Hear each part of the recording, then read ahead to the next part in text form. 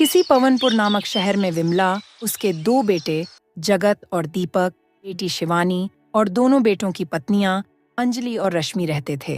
बड़े बेटे जगत का एक लड़का पप्पू था और छोटे बेटे दीपक की शादी हुए 2 महीने हुए थे। दिवाली की रात सभी लोग पटाखे फोड़ते हैं, जिस कारण दूसरे दिन दीपक और रश्मि सुबह देर से उठते हैं। दीपक की पत्नी रश्मि दीपक से कहती हैं, सुनिए जी, आज मेरे मायके चलते हैं। पापा मम्मी आपको याद कर रहे थे। अरे रश्मि, आज मैं बहुत थक गया हूँ। अरे तुम पूरी रात सोए हो और देखो ना 12 बज गए हैं, अभी भी तुम्हें थकान है। हाँ यार, वो कल रात को देर से सोए थे ना हम, इसलिए। तो क्या हुआ? देर से तो मैं भी सोई थी।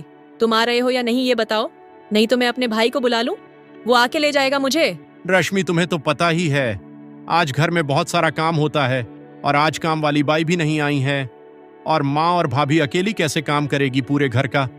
आज तो मेहमानों का भी आना जाना लगा ही रहेगा दिन भर, वो दोनों कैसे करेंगे।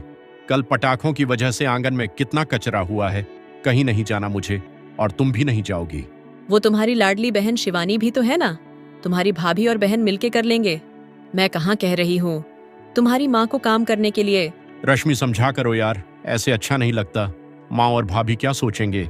हे भगवान, यार क्या मुसीबत है, कहाँ फंस गई मैं। यार अगर मैं घर पे रह गई तो ये बुढ़िया मुझे काम पे काम बताएगी। ऊपर से वो अंजलि कहीं की, वो खुद तो कोई काम करती नहीं, सारा रसोई का काम मुझसे करवाती है।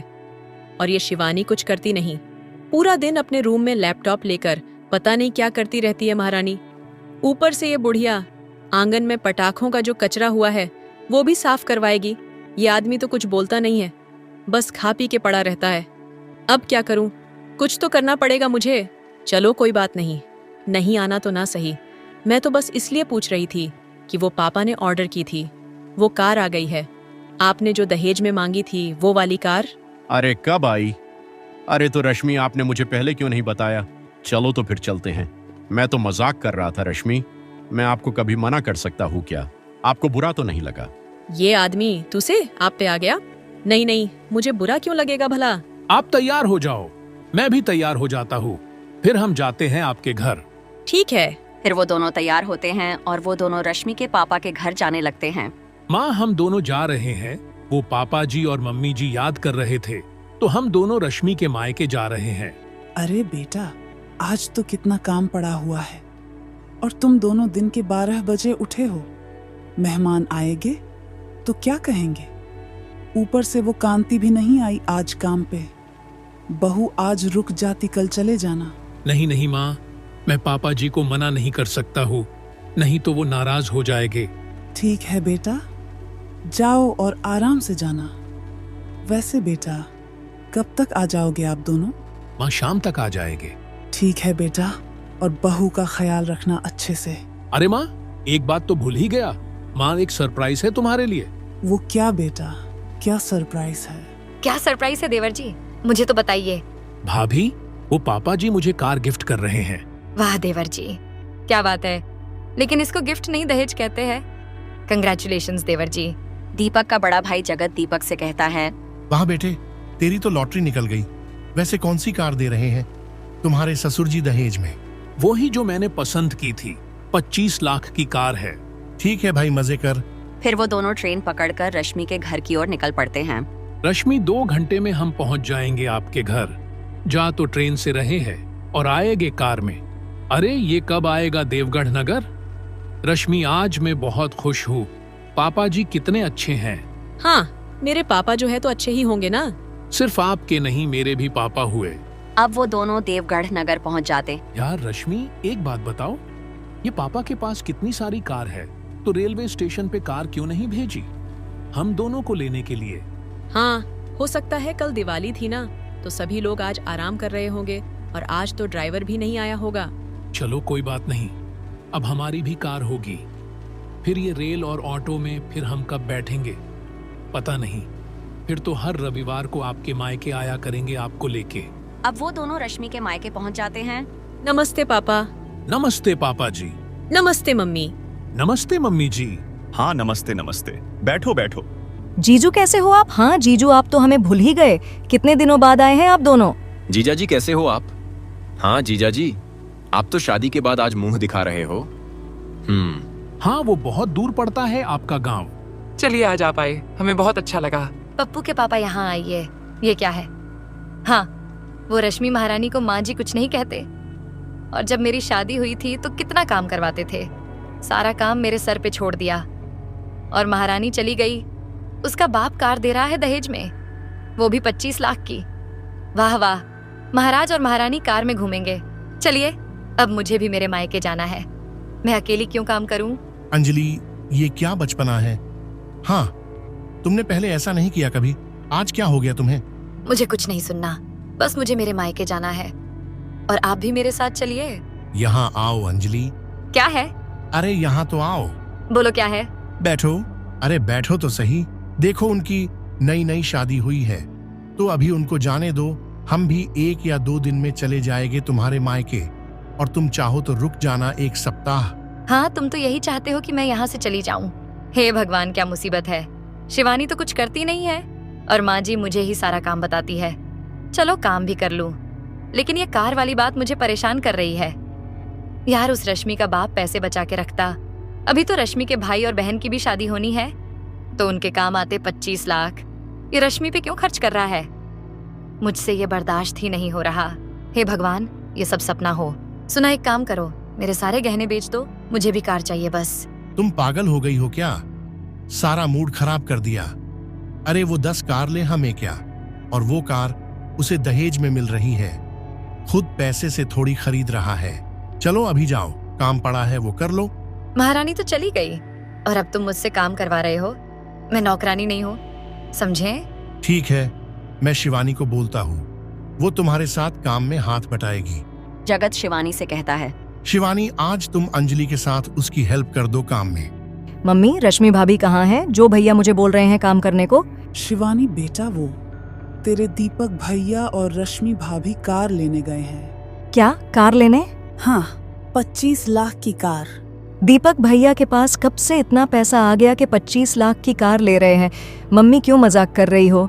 शिवानी, माँ जी मजाक नहीं कर रहे। शिवानी, बात ये है, जो कार है ना, वो दहेज में मिल रही है। माँ जी, आप पूरी बात तो बताया करो। शिवानी कंफ्यूज हो रही थी।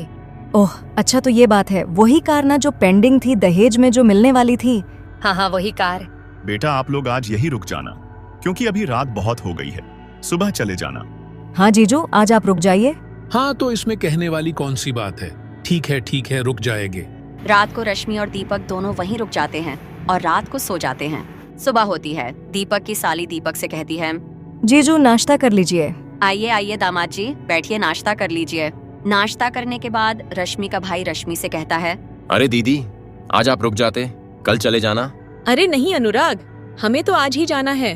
वो क्या है ना, आपके जीजाजी को जाने की थोड़ी जल्दी है। दीदी, वैसे आपको कब जाना है? यहाँ से 11 बजे की ट्रेन है, कर दूं बुक? हाँ, बुक कर दे अनुराग। ट्रेन की टिकट? ट्रेन में किसको जाना है? पापा जी जल्दी कीजिए थोड़ा, वो हमको जाना है। अब मुझसे रहा ही नहीं जा रहा। चलिए जीजा जी, चलिए दीदी, मैं आपको छोड़ देता हूँ रेलवे स्टेशन। रश्मि, वो कार कहाँ है? पूछो ना पापा जी से। क्या हुआ बेटा, कोई परेशानी है? पापा जी, वो मेरी कार कहाँ है? बेटा, कौन सी कार? रश्मि, ये सब क्या चल रहा है? तू मुझे क्या कहकर यहाँ लेके आई है कि पापा कार गिफ्ट करेंगे? ओह हाँ बेटा, मैं तो भूल ही गया, कार पार्किंग में खड़ी है। चलो चल के देख लो, पसंद आनी चाहिए बस आपको। जीजू, पापा ने ऐसी कार ली है कि आप देखकर ही पागल हो जाओगे। बहुत ही यूनिक कार है, जो इंडिया में ये कार अभी तक लॉन्च ही नहीं हुई। तो फिर देर किस बात की? चलिए फिर। अब सभी लोग कार को रिवील करने जा रहे थे। दीपक बहुत ही उत्साहित था उसकी मनपसंद कार को देखने के लिए। वैसे पापा जी, आप मजाक बहुत अच्छा कर लेते हो। हा।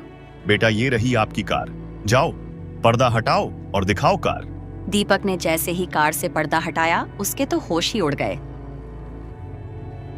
ये अनोखी कार देखकर दीपक के होश उड़ जाते हैं और वो गुस्से से लाल हो जाता है। तुम सब लोग मिलकर मेरे साथ क्या गेम खेल रहे हो? तू यहाँ मुझे मेरी बेइज्जती करवाने के लिए लेकर आई है। कार की जगह ये भैंसा गाड़ी, अब तुम सबको देख लूंगा। सुनिए। चुप, अब और नहीं। फिर दीपक वहाँ से चला जाता है और ट्रेन में बैठकर अपने शहर पवनपुर की ओर निकल पड़ता है। वो मन ही मन में कहता है, मुझे बेइज्जत किया, इसका बदला मैं लेकर रहेगा। उस बुढ़े से और उसकी बेटी से उसके बाप की क्या औकात है। साला जब देना ही नहीं था तो मुझे बुलाया ही क्यों? पूरा परिवार ही 2 नंबरी है। अच्छे खासे मूड में गया था कि कार लेकर आऊंगा 25 लाख की, और उसकी जगह भैंस गाड़ी रखी हुई थी। अरे नहीं देते कोई बात नहीं, लेकिन भैंस गाड़ी दिखा के मेरी बेइज्जती क्यों की? अब वो अपने घर पहुंच जाता है। बेटा आ गया। देवर जी क्या बात है, मैं और माँ जी कब से आपका ही इंतजार कर रहे थे। कब आएंगे आप और कार देखने को मिलेगी? सभी लोग घर के बाहर कार देखने जाते हैं, लेकिन वहाँ कोई कार नहीं थी। बेटा बहू कहाँ है? वो नहीं आई? दीपक बिना बात किए अपने रूम में चला जाता है और पी के सो जाता है। दीपक भैया को क्या हो गया? लगता है कार नहीं आई। तभी दीपक के चेहरे से हवाइयाँ उड़ रही हैं। सुनिए जी। हाँ बोलो अंजलि। कार नहीं आई है। कौन सी कार? क्या तुम भी इतनी जल्दी भूल गए? वही 25 लाख की कार देवर जी को मिलने वाली थी ना गिफ्ट में। सॉरी, वो जो दहेज में मिलने वाली थी वो वाली कार। क्यों, दोनों गए तो थे कार लेने? हाँ गए तो थे, लेकिन वो दीपक आया है, रश्मि नहीं आई। रुको तुम यही, मैं माँ जी से पूछती हूँ। माँ जी 25 लाख की कार कहाँ है? बहू वो दीपक ने तो कुछ बताया नहीं। तू एक काम तो कर, रश्मि को फोन करके पूछना कहाँ है वो और क्यों नहीं आई, और कार कहाँ है। माँ जी मैं क्यों फोन करूँ? वो जब गई तो मुझे बता के गई थी क्या? आप ही फोन करके पूछ लीजिए। इतने में रश्मि वहाँ आती है और कहती है, किसी को कुछ पूछने की जरूरत नहीं है, मैं ही बता देती हूँ। बस मेरा मकसद दीपक को सबक सिखाना और आप लोगों को जलाना था। पापा ने कार तो नहीं दी, लेकिन 25 लाख कैश दिया है, और दीपक की नीयत भी पता चल गई। वो कैसा इंसान है, 1 नंबर का लालची है। मुझे हर रोज कार के लिए मारता पीटता, बहुत परेशान करता, लेकिन जैसे ही उसने सुना कि पापा कार देने वाले हैं तो मेरी बहुत इज्जत करने लगा। बस उसे पैसों से ही प्यार है। माँ जी जब भी वो मुझे मारता पीटता तो आप भी तो उनको समझा सकते थे। आपने भी दीपक का साथ दिया।